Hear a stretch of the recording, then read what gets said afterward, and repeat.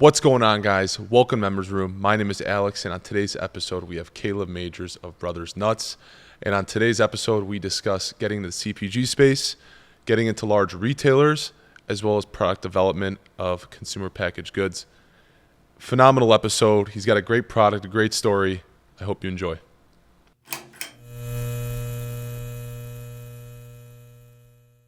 Caleb, thank you for coming on. Caleb Majors of Brothers Nuts. Yes, thanks here for today. having me. Let's get started talking about how you became an entrepreneur at a very, very young age. You were probably one of the youngest entrepreneurs that I've ever heard. 10, or how old are you? 9, 10 years old? 10 years old, but I was an entrepreneur. I was a business owner, but I was a kid. I was a student. It was more of I know we'll get into it, but it was more of a glorified lemonade stand is what the way I put it. But instead of selling lemonade like my sisters did, I sold nuts. And so that was the only difference. But yeah, 10 years old. Did you have a stand outside your house? I didn't. But we had stands at local markets, local events, stuff like that, but just not in front of the house. I don't think too many people would have stopped for us. But hey, so you'd go to like a farmer's market? 100%. And you'd set up your own shop there? Oh yeah. Our mom, because we couldn't drive to it, so our mom would drive us. Me and my brother would be there. She would usually help out wherever it needed to be. But a bunch of farmers markets, too many to count. I remember. And your mom was part of the creative team 100. Starting out, and is she still part of the creative team to this day? Oh yeah, she's making the new products. She is. Yeah. She's our CFO, Chief Flavor Officer. So she handles she helps on the innovation side, flavoring side, quality, all of that. Because she's the one that made the recipes originally. So if it's up to her standards and how they should taste, she already knows what they should be like. Mm-hmm. Now let's take it back to the origin. 2010, you got hit with some bad news, and that kind of got you started. Yeah. In your journey. So if you want to talk about that. Yeah. So 2010. So I'm 23 now, but 2010 I was 8 years old, and growing up, our family, we had just great, greatness in every way possible. And in 2010, my brother and I, our dad was diagnosed with stage 4 multiple myeloma cancer, spread to the brain, 4 tumors crushing the brainstem. In the MRI, all you saw was 4 tumors. That's it. You didn't see his brain. Is it just constant headaches? All day? Yeah. He would go up, he would get adjusted because he was a chiropractor. He would get adjusted, and then he would be good for a couple hours, and then just back down and then adjust. So that was kind of what we were going through. And so that was a diagnosis in 2010. Initially, they didn't think it was cancer. They thought it was I think it was Lyme disease, or they just thought, okay, perfect, we'll go in, cut it. Not an issue, we'll remove it. They cut on the first one. They're like, oh crap, that's spreading everywhere now. It's not, it's cancer. And so that diagnosis was 7 weeks. They gave him 7 weeks to live in 2010. And I was 8 years old at the time. My brother was 6. Can't imagine what that does to a kid with his biggest role model there,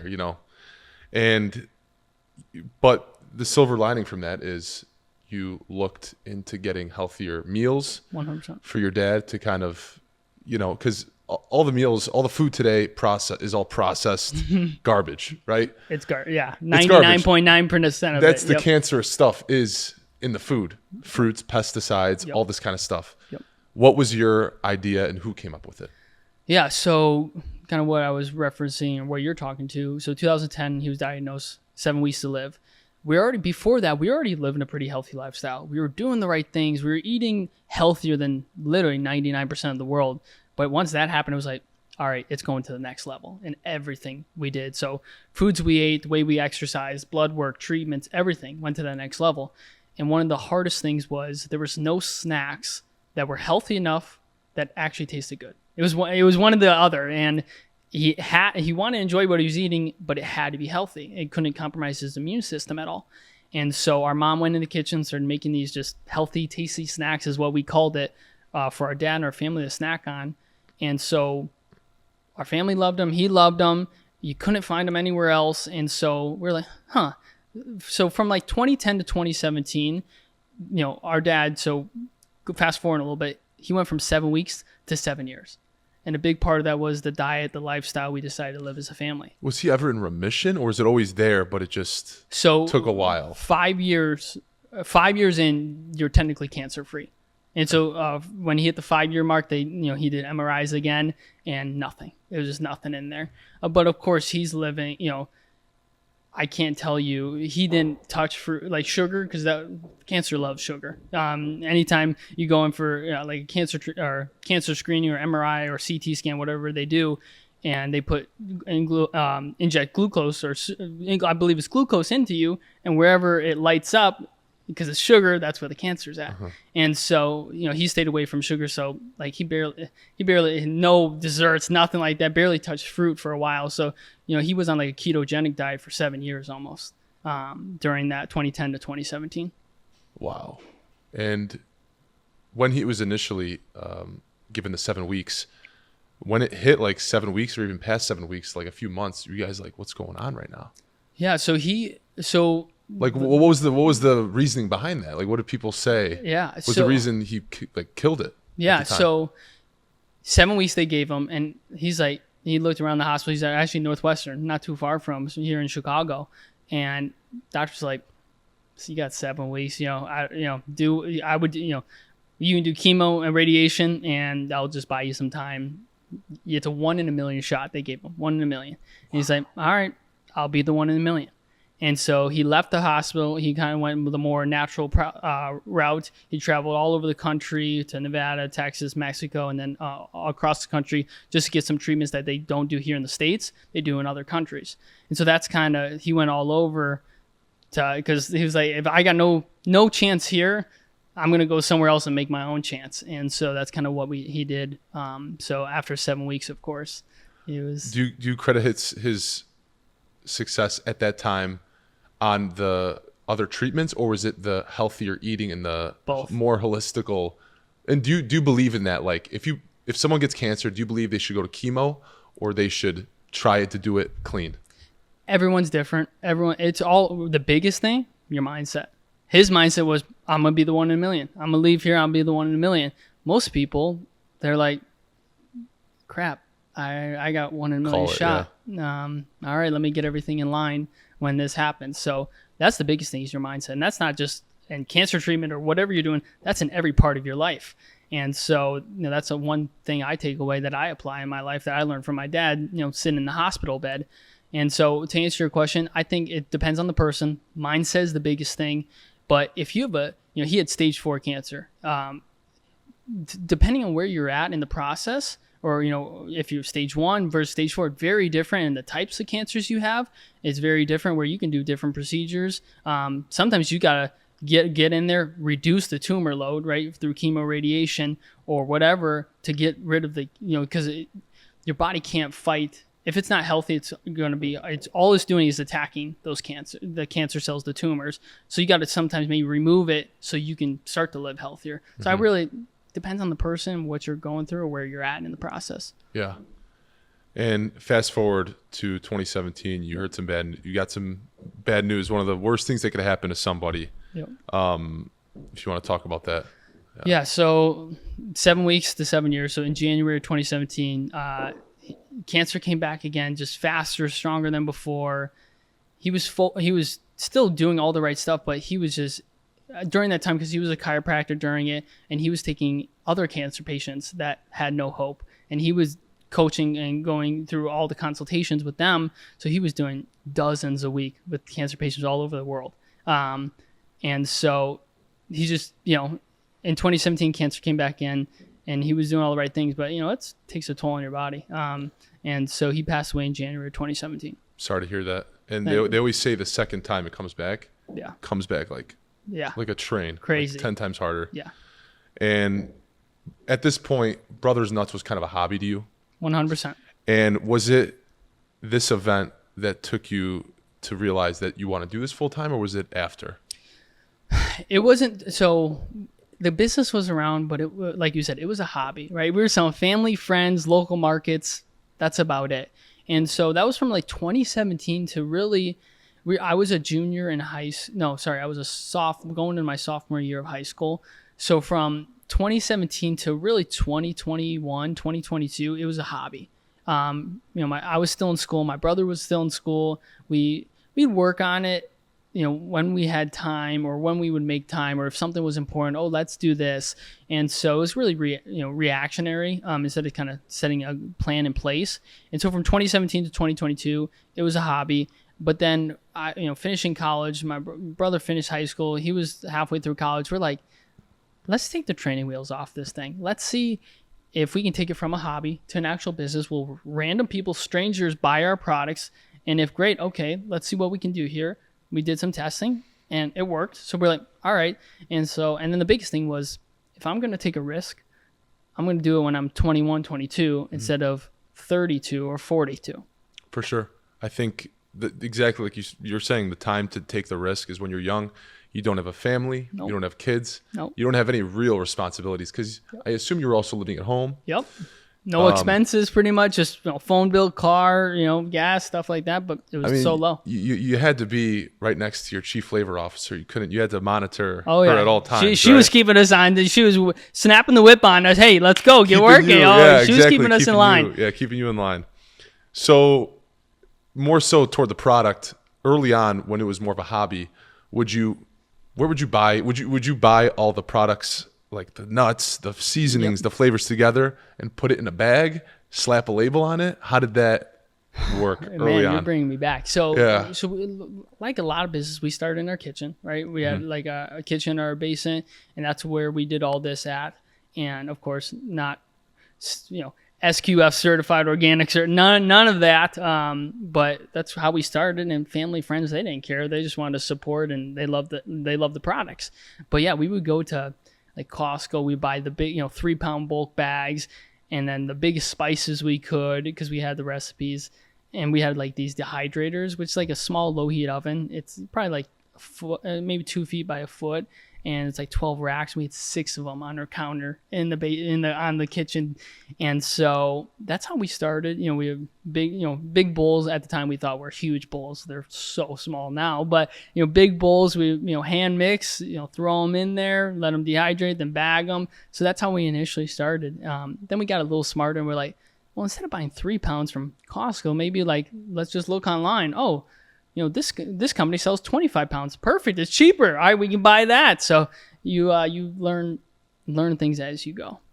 And they say every company has to have a moat. You either have to be the fastest, the best quality. You got to have something that differentiates you from the other companies, right?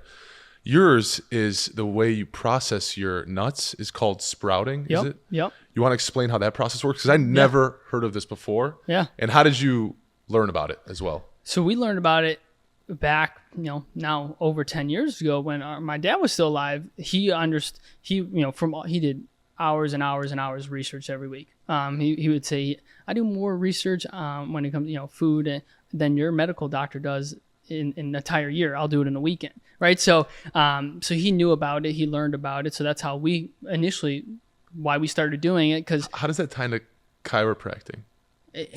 Because he was doing all the cancer consults. So like he was the top doctor in the world when it came to chiropractic. He was saying 1,500 patients a week when the average office sees maybe 200, if that. So he was one of the top doctors in the world. He had 5 offices. He was speaking all over the world. And so he really liked the kind of the nutrition side of it. So that's kind of, he just started learning about it, and especially on the cancer side, such an important critical part of that process. So he just engulfed himself into it.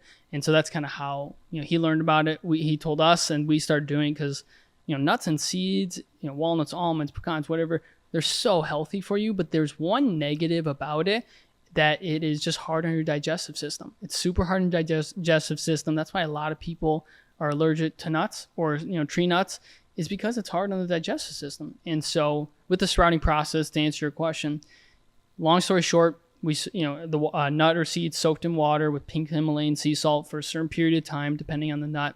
And what it does is releases a phytic acid, it's a bad enzyme, just something hard to break down. And so we take it out, throw in the dehydrator, and what it does, it makes it more nutrient absorbent. It makes it easier in the digestive system, and it tastes better. So all 3 are positives, and it's easier on, it's better for you, and better tasting. It's really a no-brainer. Of course, it costs a little bit more money because it's a longer time to do the process, but that's kind of how we learned about it and what sprouting is. And it helps prevent diseases and cancer, kind of. Not necessarily, but it's easier in digestive system, so your body breaks it down easier. So it's more nutrient absorbent, so you can absorb the nutrients easier. Okay. It's not sitting in your stomach forever. Yeah. So we've actually had people. We had one lady where I believe it was walnuts, where she's like, I can't eat walnuts. My throat kind of just itches after. I just don't feel the greatest after. And we're like, okay, these are sprouted. We explained it to her. She's like, you know what? Let me try it. So she tried it. We're like, hey, we're not. That's totally up to you. She's like, no, it won't kill me or anything. But and she was perfectly fine after. And so it's like, we can't go out and say, hey, everyone, if you can't eat nuts, you can eat these. No issues. We can't say that because everyone's a little different. But in her example, she had no issues after, and it just shows the power of how important this sprouting process is to make it easier in digestive system. You know, we'll get more into the marketing and advertising part, but I do want to hit on one point is, do you use the sprouting method as one of your key marketing tools? Absolutely. Yeah, absolutely. If you go back like 5 years ago when we were doing it, there was almost no one else doing it. There's a handful of companies doing it now. We're not the biggest, but we're top 3. And we're looking at all the data, which we're loving right now, where the spins data is what people are looking for in grocery stores when it comes to our category. And people are looking for sprouted products. It's growing by 33. What's the spins? What is that? Spins data, it's just a company where it just aggregates all the data from all these grocery stores all over the country and says, okay, people are looking for more organic products, or people are not looking for organic products. And sprouted, it's going up by 33% month over month. So it's to help these grocery stores find which products are going to sell the best. Correct. And seeing what consumers want these days. Correct. Okay. They're looking at it, and then we're looking at saying, hey, then we're showing the stores saying, hey, your customers are looking for products just like ours. How about you give us a shot and opportunity? And so, yeah, it's that's exactly what it is. Nice. And when you were in 2017, 2018, or when you started taking this full time, what were the early days like? What the early days like when we started taking full time, it's, we were taking it full time, but we weren't. We were still in school when we started, and then it's like, oh well, we want to do this, or we want to go do this, or we want to hang out with this person. Well, it's like, no, I gotta put focus in. I gotta concentrate on this. I said I'm gonna do this. I'm taking this full time. I'm going to do it. Because if I worked for someone else, I wouldn't be able to get off at 2 p.m., on this day, on a Tuesday. Treat it like that when you're doing your own business as well. Yeah. And your brother is how much younger than you? He is 2 years younger. Okay. Yeah.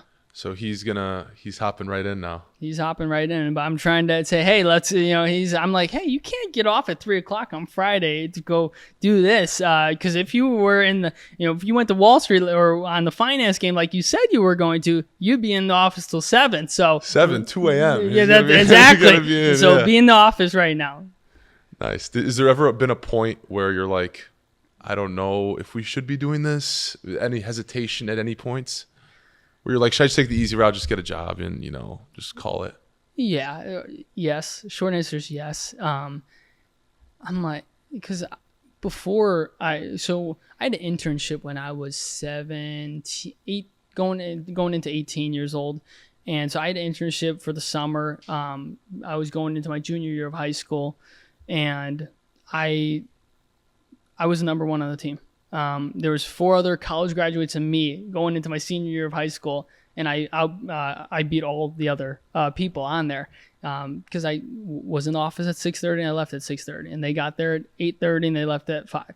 And so they offered me a part-time job after, just like during high school, whenever I could. So I did that. At 20, I was making almost $100,000, and so that definitely I was like, going to your question, do I do this full time? Well, I'm making decent money here. I'm taking a risk, right? I'm taking an opportunity because I got to say no to that because they wanted me full time. But I'm like, no, I'm not going to do that. I'm going to stay here. I'm going to do this. And so, yeah, there's definitely moments where it's like, am I doing the right thing? Is this going to work? But then I go back to, if I'm going to take a risk, an opportunity, and a shot, I'm going to do it now when I have less responsibilities than I will at 32. Mm-hmm, for sure. And I was actually talking about this today. Focus is one of the most important but hardest things to do these days with all the distractions on social media, other glamorous opportunities people have. People selling this course. Oh, you can make $10,000 in a week if you stay focused. Yeah, and it gets people distracted. They hop from one thing to another. Yep. Stay focused on becoming the best at whatever you're doing. Like become the best nut guy in the country. Just focus on doing that. Yep. You're so young. You have the time horizon to be the best nut guy. Yep, 100%. So I think that's great what you're doing. And I want to go back a little bit to the chief flavor officer. Yeah. Your mother. Yeah. How did she come up with the first flavor? And how has the research and development, continued through? First flavor was crackled cheesy almonds. It's been our number one most popular flavor. Up until last year, we had another flavor kind of take over as number one top seller. But she just, because she's been in the kitchen for I don't know how long now, and she's a great cook when it comes to it. And so she just knows what works. Like, oh, this tastes good with this. Or she'll look at something that's not good for you and say, okay, tastes great, but it's not good for you. How can I make this taste better? So like with the crackled cheesy almonds, everyone loves, a cheesy flavored, nacho cheese chip. So she took that with the almond, and instead of a bunch of dairy and added milk, she's used nutritional yeast, so it's dairy free. And so, that's how she came up with the first one. Like sweet apple pecans we have. She took, your candied caramel pecans from like a carnival that you get. Tastes amazing. Not good for you, high in sugar. She took that and just came up with it, made with a couple different ingredients where it's 0 grams of added sugar, but still tastes amazing. And so she just plays around with it. And then how do we innovate? We're looking at what people are liking. Some people like stevia, some people like certain products, and then what's trending. High protein's trending. Okay, what else is trending? So looking at stuff like that and applying those and innovating kind of what people are looking at using the SPINS data like we talked about. Mm-hmm. And is your mom still the main person who's there to research and develop, or do you have more so like team now that kind of does it with your co-packer or whatever? Yeah. So she's the one usually at the top that says, let's try this, and then, or I think this will be a good idea. I think this will be a good flavor, or I'm seeing a lot of this, and then she'll take it, maybe tweak, mess around with it, see what she can do, and then we'll take it. Like my brother will take it, scale it out to for mass, and then he'll take it. We'll go to our co-manufacturer and do a big batch. Yes, no, tweak, edit, and then we're good to go.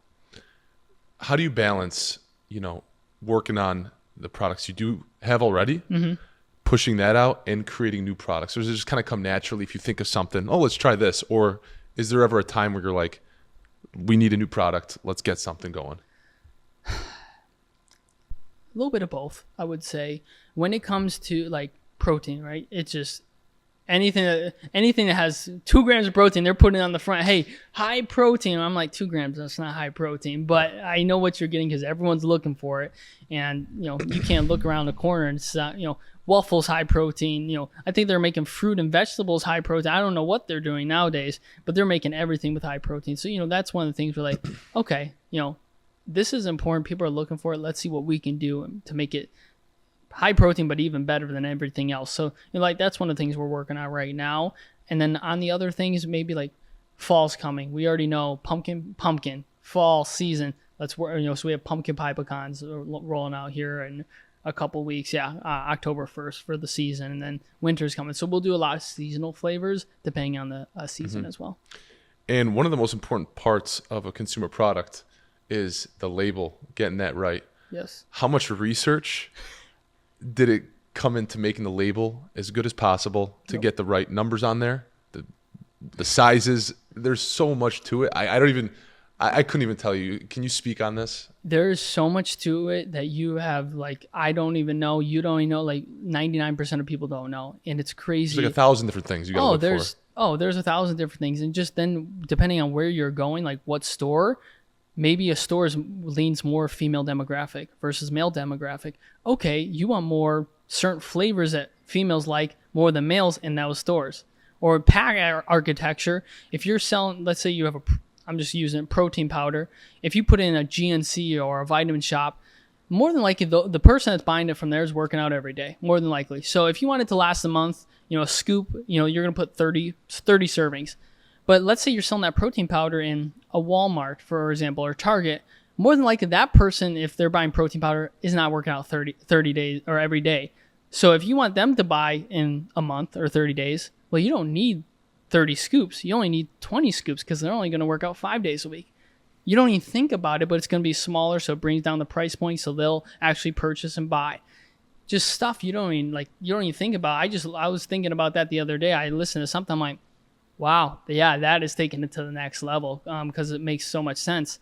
And in our position, we started, the only reason we had the sizing we had when we initially started was that's what fit in the bag that we bought from clearbags.com or Uline. Okay, this bag, perfect. We'll slap a label. All right, 2 ounces fits. Perfect. How much does it cost? All right, $5.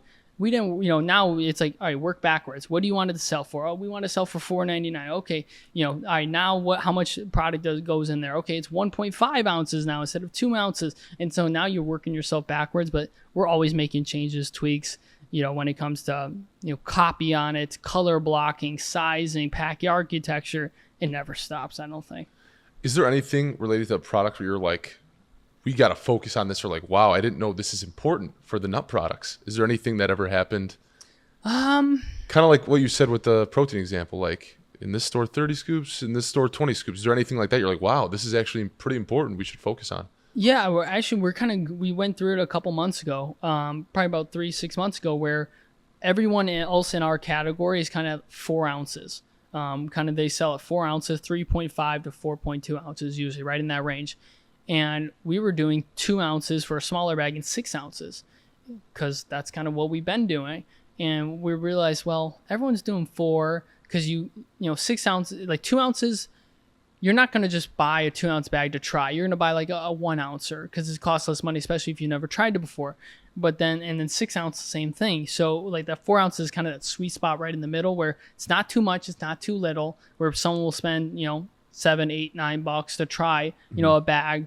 And that's what, if all the big companies are at 4 ounce and they put, tens of thousands, hundreds of thousands of dollars in research and study groups, and they're okay, let's kind of take what they're doing that they spend a bunch of money on and kind of apply it to see if it works for us. And if not, great, we'll pivot, but worth a shot to try it.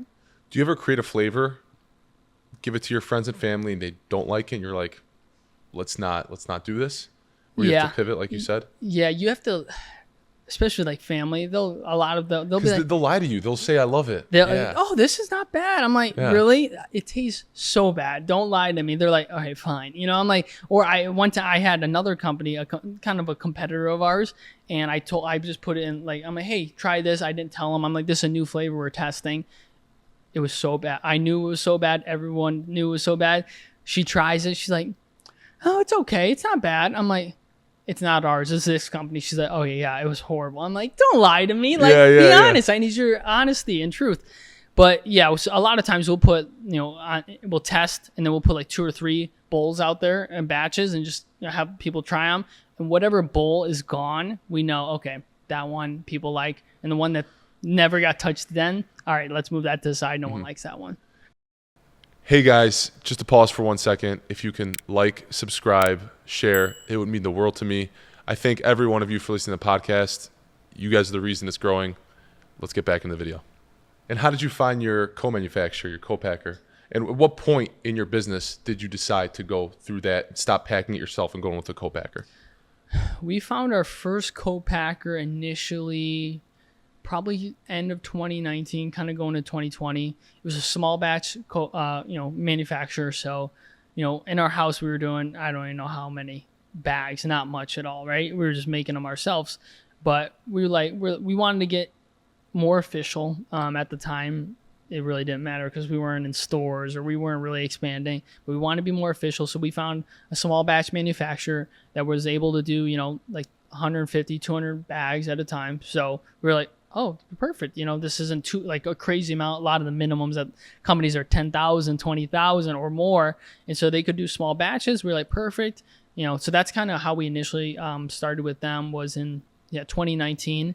And we were doing, like I said, small batches really from 2019 to 2022 really was that kind of small batch. But over the past like 15 months, launching into all the retail stores that we're in now, and then expanding and opening up more every single day now, it's like, all right, we got to figure, we're figuring something out. So we're working through, instead of, what if something happens to one manufacturer where a fire happens? Then we're really screwed when we have nothing. No one can make our product. So kind of diversifying, or having a backup A, B, and C here just in case this goes wrong. Is that how? So you've used that same company that had the small minimums. They've scaled up with us. They've scaled up, but you're kind of thinking of maybe sharing the load with another co-packer, possibly. Just to balance it out a little bit. Balance it out. If one can't keep up, if we're going diversify your risk. Diversify the risk. Yeah. If something bad happens, like I said, at one facility, we're not standing there saying, "Oh crap, we can't sell anything for 3 months now." So we don't want that to ever happen. Especially as you get bigger and bigger, and the huge companies that you think of, they have different manufacturing plants all over the world, just in case. Oh, this one's down. All right, let's go from here. And so that's just kind of common business practice. But we're just doing it on a smaller scale, of course. And your nuts, do you have? That's not your nuts. If you, I've heard all the jokes. Yeah, you've heard all the jokes. Yeah, at this point, what farms do you go directly to farms to procure your nuts, or do you have a distributor that you go to? Yeah, so on like the direct ingredient side, are like, we're getting more into it now, because initially when we started, no farm wanted to deal with us. It's like they're like, oh, 100 pounds, oh yeah, just go to this website. They don't want to deal with us, but now we're ordering pallets at a time, so they're like, okay, we'll talk now, and then multiple pallets and half a truckload, so stuff like that, where now we're talking kind of to the farms a lot here in like California is one of the biggest, just because from the growing season, and they have the most, usually almonds, walnuts. Are you usually on site at the co-packer every day, kind of checking in, or? Depends. Depends on the week. Depends on if it's if we're running or product or not. We'll be there. So it really depends. And we gotten to know them and just built a great relationship. It's not like our first time. They've done, I don't know, dozens, hundreds of times now, and so they kind of got it down most of the time. And I know you have a website. You sell a lot of direct to consumer. Yep. At what point and how was the feeling to get into your first major retailer? Tell that story. It was awesome and mad at the same time. It was awesome to get in the store, but we were mad that they only gave us like 2 stores, because our first retail client that gave us a shot and opportunity was a store called Fresh Time Market. They have one in Westmont that I know of. Yep. Okay. So big here in the Midwest, about 70 stores. And so we went in for a meeting and launched. They're like, yes, let's do it. We're like, oh, awesome. This was in February 2020. We thought we were going to get all the stores. I thought at least a good amount of them. They're like, yeah, we opened you up. This was a year after our first meeting too. Yeah, we opened you up. You're approved for the Illinois stores. So it took a year to even get one product in. A year. It took over a year. What was before you getting into those stores? That year process. What was going on? This person moved from this position to this position. This person moved again.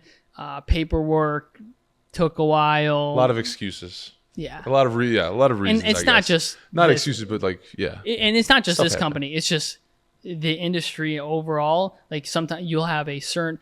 They're reviewing this category the first week of September. Okay, well if you reach out in November 1st, well now you got to wait till September 1st. Yeah. You missed it, and then you start the process, and then they'll 3 months review, and then 2 months of slotting, and then 2 months later it'll be on shelf. Mm-hmm. It just takes forever. So yeah, it was about a year until we thought they were going to open a good amount of stores for us. They said, we approved your product for the 9 Illinois stores. It's up to the stores to decide if they want to bring it in. I'm like, okay, great. Like the managers within the store? Yes. So okay, so corporate says, they can release your product in these stores, but it's up to them if they want to put it on your shelf. Exactly. And so we're like, all right, we thought we were in all these stores. Now we're in 0 still. Okay. One store brought us in, one fresh time in Chicago, Paul. I give him all the props because he's the first one that gave us a shot. Yes. And like 2 years later, after we were in there, I was talking to him. He's like, I'm gonna be honest, when I brought you in initially, I didn't think it was gonna sell. I'm like, well, now you know we're number one in the category out of all brands last year. We're number one SKU and second brand overall. So we sell, But he's the first one to give us a shot. Then we went door to door, store to store. So you have to actually go in, because I think it's so important to actually get face to face with the person you're selling to. 100%. Because if they don't see you, it's just another product. It was an email. It's an email. It was an email they got. They didn't know they got it. Yeah. And so he's the only one that brought us in. But then we went store to store. We say, hey, hey, me and my brother, this is our product. We're available. Okay, yep, we'll give you a shot. So we got like 3 of them to say yes. And then we kind of just proved ourselves. We started with 3, went back to our buyer, said, look at our sales numbers. Then we went to like all 10 Illinois stores and 34 stores and all 70 stores with them within about a year and a half. Within a year and a half of your first store, yes. You got into all 70. Wow. Yes. Yeah. What are the tips and tricks to kind of, schmooze the managers a little bit to let them get your product in? What have you done? Well, we've done everything. It's really building a relationship with them, because a lot of times, like you just said, they usually never see the owner, the founder. They see maybe a sales rep once in a while, if that, coming through, just taking an order.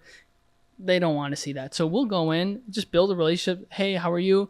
How's it going? Blah, blah, blah.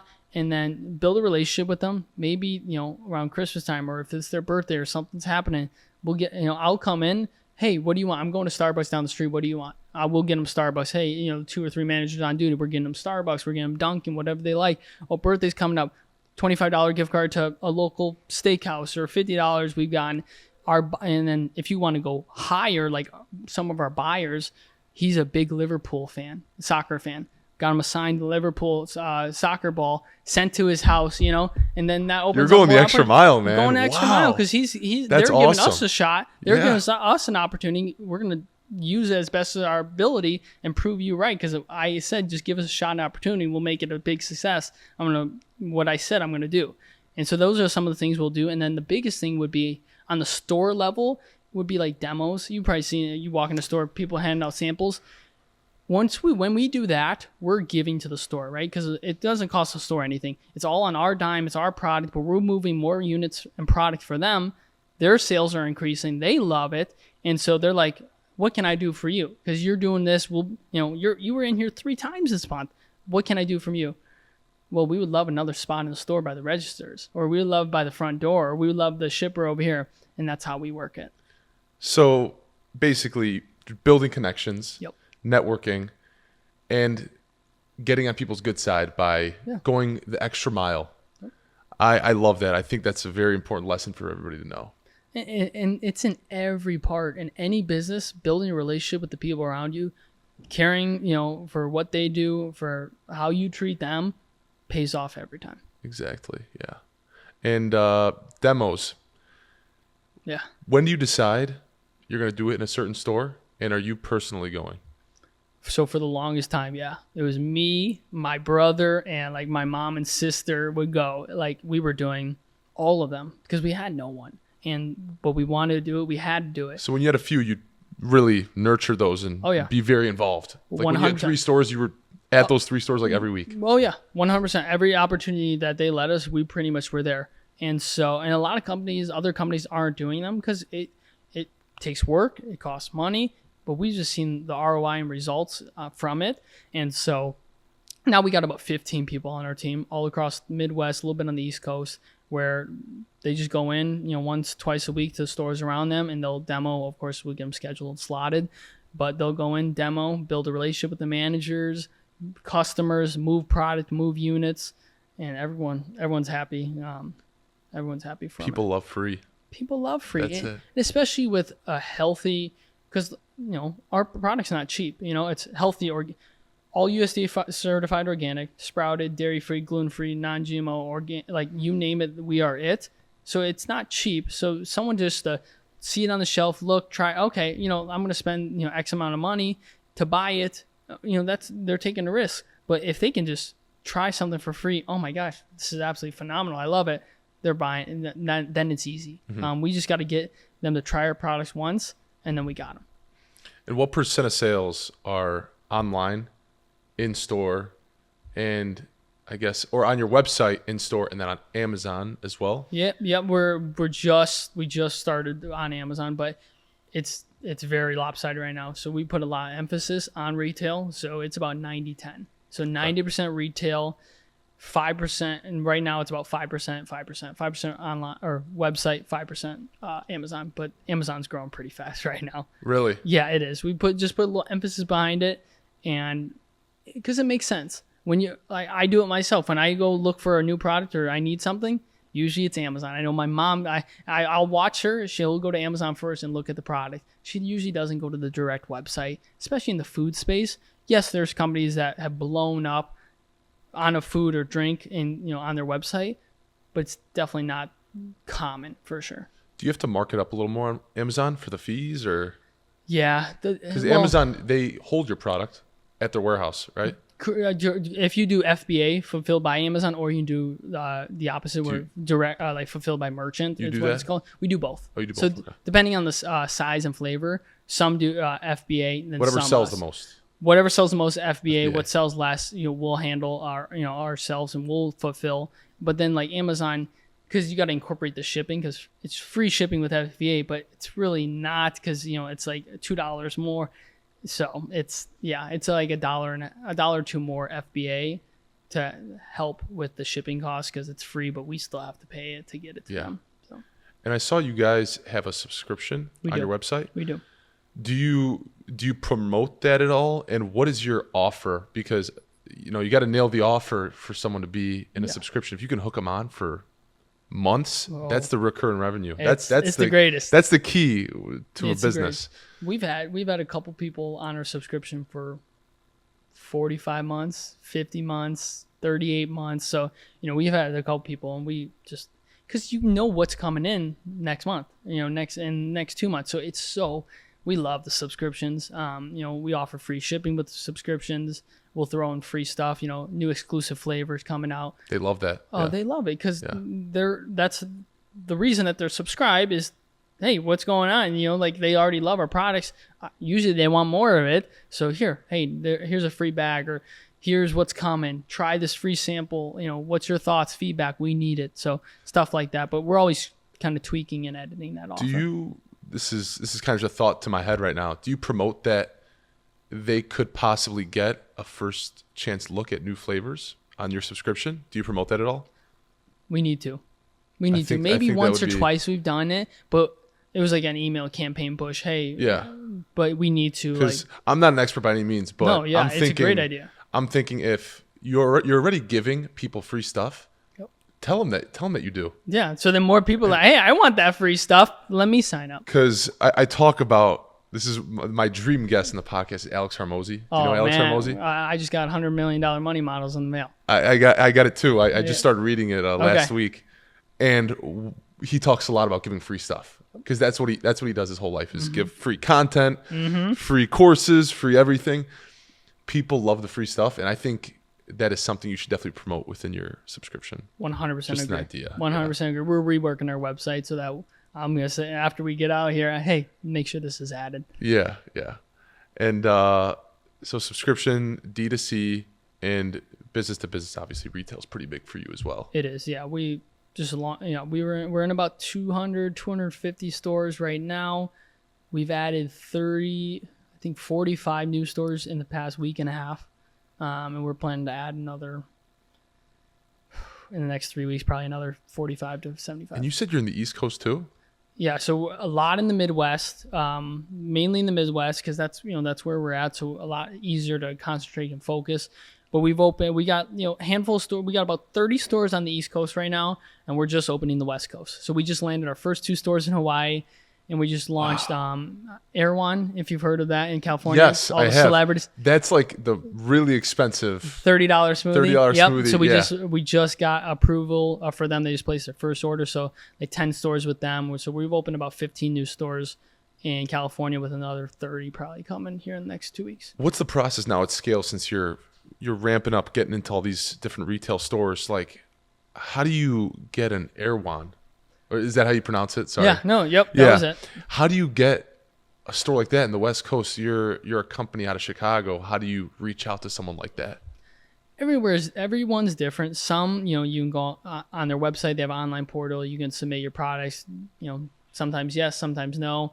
That's sometimes a route. Maybe sometimes reaching out to, we'll find someone that handles our, category at the company. Just reach out to them. Hey, we're an ABC company.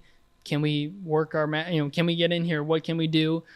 Sometimes a lot of local stores just go in person. We've landed so many stores going in person, just asking the manager, hey, we're local. We want to be in your store. Who do we talk to? How do we make this happen? Oh yeah, talk to, this person at corporate. Perfect. And so we've done a little bit of everything. And then also like there's distributors out there where, they're already going to the stores. They're already bringing, 25, 35, 100 different products at a time. And so, going to them, working with them to get, your products in their warehouses on their trucks to the stores. In a business like yours, reputation, not just of your product, but as a company as a whole, is extremely important. Oh, yeah. Getting into these different distributors and retailers, if they hear that, Brothers Nuts has a bad reputation, they're not going to want you in the store. Mm-hmm. How important is reputation to you? And how do you show these retailers that we got a really good reputation, good sales, you should have us? And they're like, yeah. Yeah, it's especially in the CPG space, which, we're in consumer packaged goods. It's awesome to get on the shelf, right? Especially on a retailer. It's awesome to get on a shelf. But if you don't sell, if you don't move product, you'll be off the shelf in 3 months, 6 months, depending on the store. So you do all that work, paperwork, everything, landing the deal, you get on the shelf, 3 months later you're off. All that was, one order, it never sold, they discounted it, threw it out, whatever. All that work for nothing, really. And so the biggest thing is you got to move off shelf. So, all right, great, you land this account, but what's the plan and strategy after you get in the account to move product to, high velocity to increase sales? Mm-hmm. So that's the biggest thing they're looking at and what we're trying to do for it. I forgot where I heard this from, but a lot of these retail stores, there's like a science behind where you want to put your product. Eye level is the best seller. 100%. And then like bottom is the worst. Yep. Top is next to best. 100%. End caps. Oh yeah, money. How do you, I know you were talking a little bit earlier about how you talk to these managers and kind of request, if you're on their good side, hey, can we get end cap? Can we get the middle of the row? How do you decide where you want to go and how do you get those spots? Just remember, everything is money, right? So like on an end cap, you want to be on an end cap, all right, you're going to be on a promo, maybe 2 weeks, whatever that is, you're going to pay X amount of dollars to be there. You want to be in that middle shelf, you're going to pay X amount of dollars versus that bottom shelf. Do you pay a flat fee or percentage of sales? It depends. Depends. Yeah, everywhere is so different.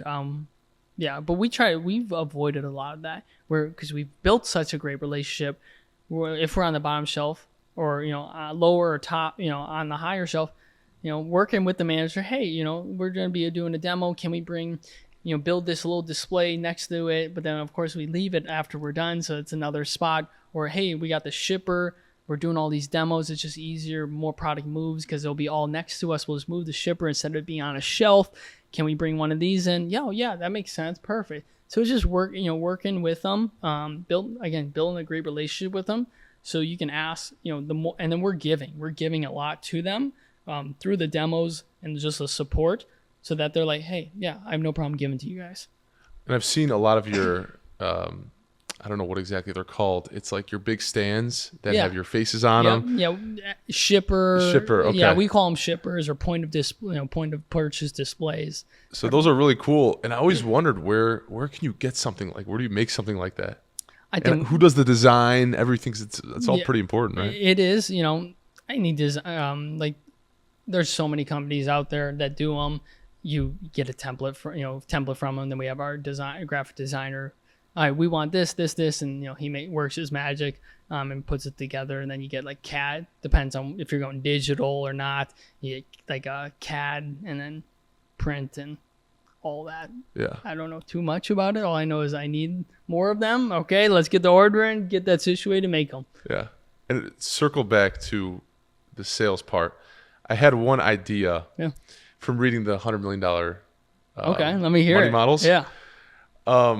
If you did a 1 year subscription giveaway, 1 year. So one of his money models is giveaways, and I've talked to the Link Creative CEO Lorenzo about it too. I think giveaways are amazing because if you give something of extreme value, like a 1 year subscription giveaway, That's a lot. and you ask for emails, why should we accept you in this giveaway? You vet them out. The more questions you ask them, the more of a better quality prospect they are. One person gets the giveaway for a year. You have the rest of these guys' emails and say, sorry, you didn't win. Here's 10% off a subscription. And most of the time, because of how much effort they put in to vet themselves for you, they most likely still want the product. Oh, yeah. And if you still give them 10, 20% off, They're going to the take advantage. more likely they're going to buy it. Just an idea. I like it. I'm thinking, with Black Friday coming up, maybe we run something like that where, I'm you start thinking, promoting like a month or two. Give it like you have a week to sign up for this. We're going to release the winner on this day.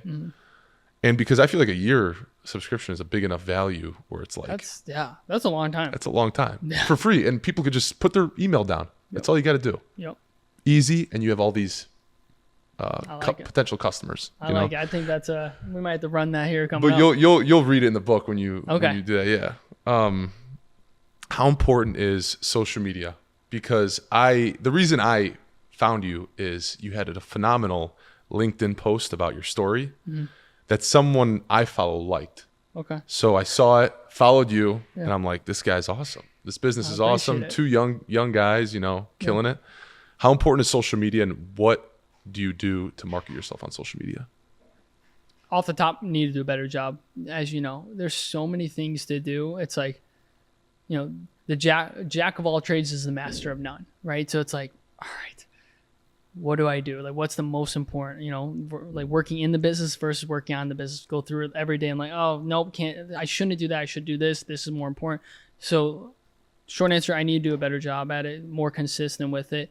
But it's social media. It's so important. That's where everyone's at. You can either have social media use you or you use social media. It's kind of one of the two. And so I'm like, all right, I'm not gonna let social media use me. I'm gonna use it and so get our story out there, get our brand, and connect with more people, just like we are, just by putting something together, a video or a post out there. So super important. Need to do a better job and stay more consistent at it. Although it doesn't show monetary return initially, it's more so just building the brand. 100%, and personal brand too. Personal brand, yeah. Who makes those LinkedIn posts or everything? You. Me, usually, yeah. On the personal side, it's me. On like the business side, it goes back and forth. We had someone doing it, and then we don't, and then we'll just we have someone doing email campaigns, so we'll take that, kind of reformat it to that. So a little mixture of both. Yeah. And what's your favorite social media to be on, business-wise? Business-wise, B2B or B2C? Both. I would say B2C, probably Instagram right now. But I know everyone loves TikTok. But then on the B2B side, it would be LinkedIn, just connecting on the business side with buyers and VPs and category managers is big. Did you ever get on top of that TikTok shop trend? No, we haven't. It's still up there. Like, people are loving it. We worked a little bit on it. It's just we didn't see the return. We're doing something wrong on it, but I know a lot of people that's their entire business. Yeah. And going back to the retail stores, how do you balance trying to get into these big retailers with hundreds of locations, and do you even try getting in the smaller guys anymore? We do. And how do you do both? We do both. Because 1 + 1 + 2 + 5, all right, then that's 10 already. You know what I mean? They add up. And a lot of the times the big ones, they don't necessarily care. Like, they're like, all right, corporates that bring this product. When you have a small health food store or something along those range where, they decide to bring in the product, they're more like, they know your story. They know exactly why we came in, what we're doing, our product. They love the product. They're going to fight for us more than, the manager at ABC store. He's like, I don't even know what this is. It's in the back corner. Shouldn't even be in here, So it's like, we definitely focus on both. We've seen a lot of success in both. We've been, on the bigger retail chains, we're number one in our category, in some of them, a lot of them. And then on the smaller chains where it's, 2 stores, 5 stores, 10 stores, we're kicking, which we're happy about. Other brands that have been there, the buyer is like, I've had this brand here for over 2 years. You guys came in like 6 months and your sales are doubled theirs. I'm like, I know, I told you that. Why you should bring us in? I told you that. Sense. Yeah. And so it's both. We love the both. We love the smaller ones because they all add up, and then we also love the 10 stores, 12 stores, 60 stores, 70 stores. We love them all. And what are the most important features of your products that you try to push out the most, market the most? Depends on what store it is, right? If it's like a health food store or more on the natural side, they're going to care USDA certified organic, that it's sprouted, that they already understand that. But then the more mass you go, it might be more velocity. It might be more, the spins data. Hey, more customers are looking for this. So it really depends on where we're going into and what store we're at. Is we're going to tailor our pitch to that store. Mm-hmm. And what are your plans as of today to grow? Where do you see yourself in 5 years? Where do you see Brothers Nuts in 5 years? In 5 years, I would say 5,000 stores, 5,000 stores or more. Like I said, we've added 45 this week, so we're just getting started. But we're I think 250 or 300 stores now. We're adding more every day, so I'm like, all right, where are we at now? So we're in that range. I think 5,000 in 5 years could easily be doable. Opening up maybe 2 or 3 of those big box retailers, a Whole Foods, a Target, Sprouts, Walmart. Walmart's blowing up right now. They're just crushing it. So something along those lines, I think, is definitely a possibility. And are you gonna stay in Chicago? Is this the best spot to manufacture? All my family's here. Friends are here. Friends, family, everything. A lot of it's here. Our manufacturing facility is 25, 30 minutes, like we were talking about, away from Chicago. So a lot of it's here.